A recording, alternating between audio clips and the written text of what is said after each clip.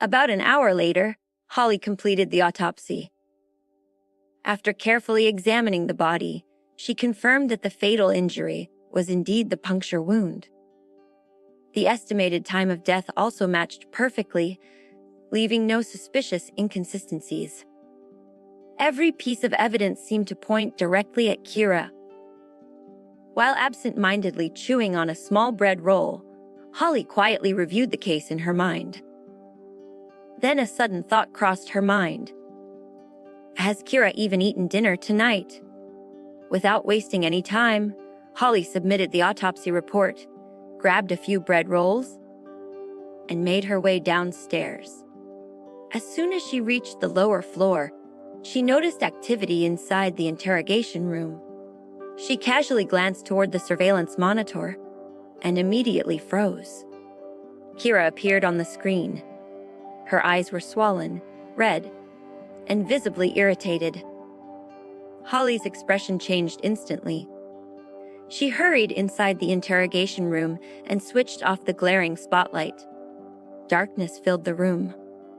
Even after the light disappeared, Kira's eyes continued to sting. She slowly raised her head. Everything before her looked blurry and washed out. Through the ringing in her ears, she heard Holly's furious voice. "What exactly are you doing?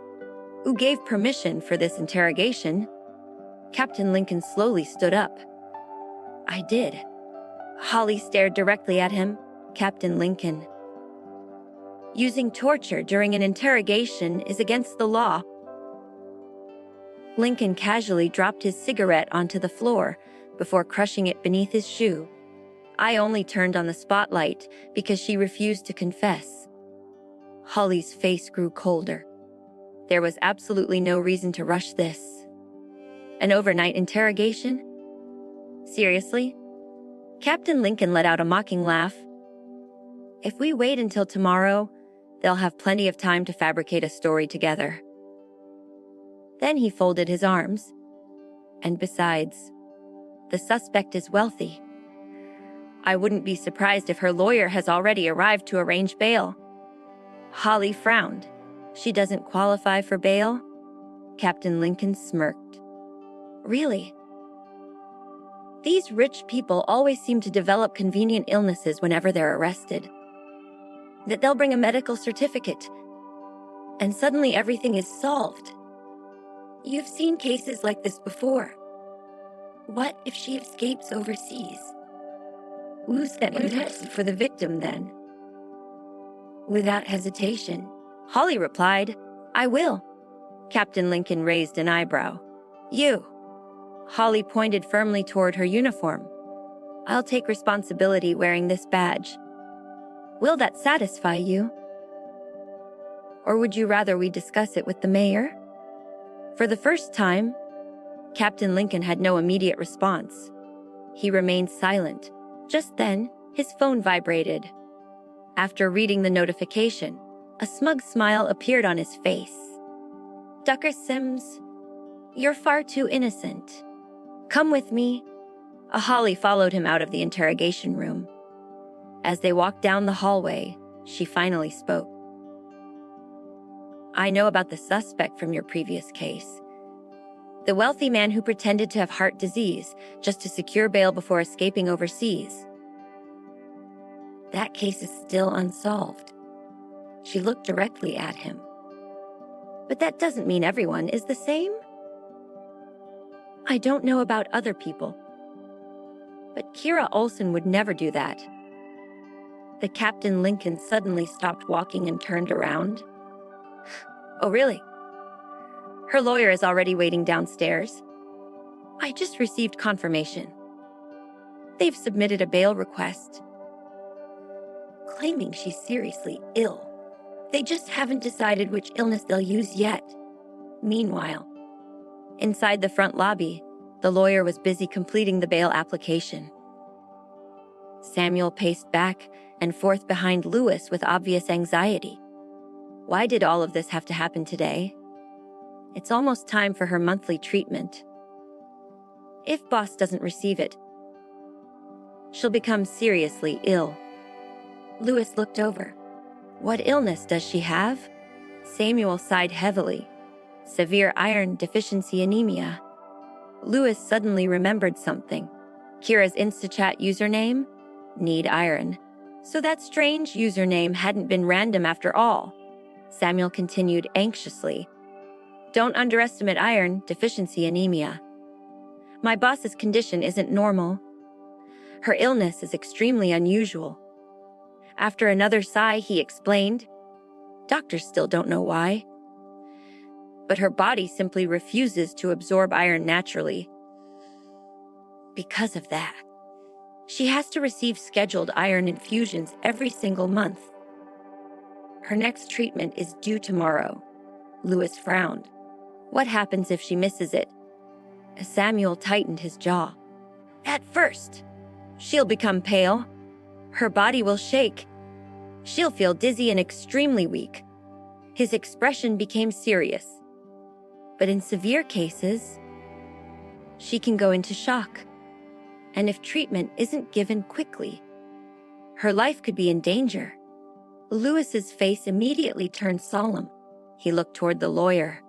Move faster. The lawyer forced a bitter smile. Miss Horton. Applying for bail takes time. It's already midnight.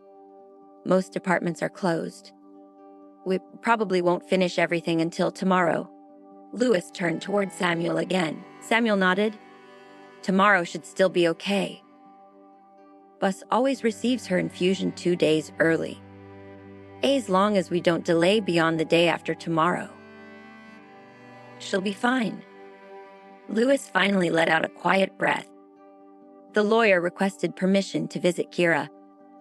However, the request was denied because visits weren't allowed during the night.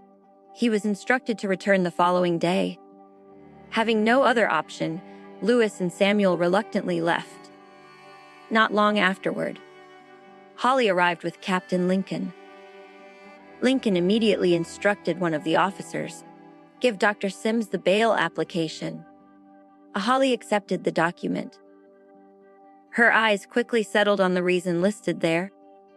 Requesting bail due to severe iron deficiency anemia requiring immediate iron infusion to preserve life.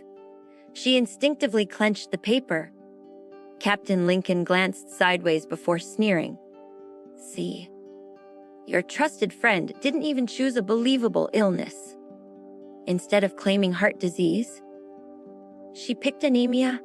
He shook his head. You're far too trusting. These wealthy kids have absolutely no limits.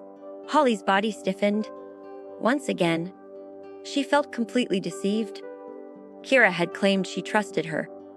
Yet behind her back, she was already trying to secure bail, using what sounded like a ridiculous excuse.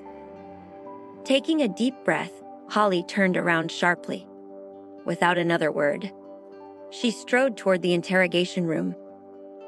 Captain Lincoln followed closely beside her. As they walked, he continued talking. These rich kids only care about themselves. They commit crimes, then invent excuses to avoid punishment. I reviewed every report. The victim only asked her for money. She attacked him to stop him. He paused briefly. Yes, it may technically be manslaughter. No one expects a steel rod lying nearby. Then he looked directly at Holly. I followed every procedure. I questioned her overnight, so she wouldn't have time to prepare excuses. He narrowed his eyes. The only reason you treated her differently is because she's your former classmate. So tell me, who really broke the rules? You did. You're too soft. Well, you haven't been wearing that uniform long enough. Don't let her fool you. You might not even deserve that badge. Holly talented on my badge. Holly talent in her jaw. Then she increased her pace. The moment she entered the interrogation room, Kira had already recovered slightly. The restraints had been removed. Someone had even given her a glass of water. She had just taken a sip to soothe her dry throat when Holly walked inside. Her expression was colder than ever. "Kira Olsen, did you ever truly trust me?" Kira looked startled. "I do trust you." "Oh, really?" Holly clenched her fists. "Then explain this bail application. And why did you lie about having anemia?" "We can verify that easily." Only then did Kira remember.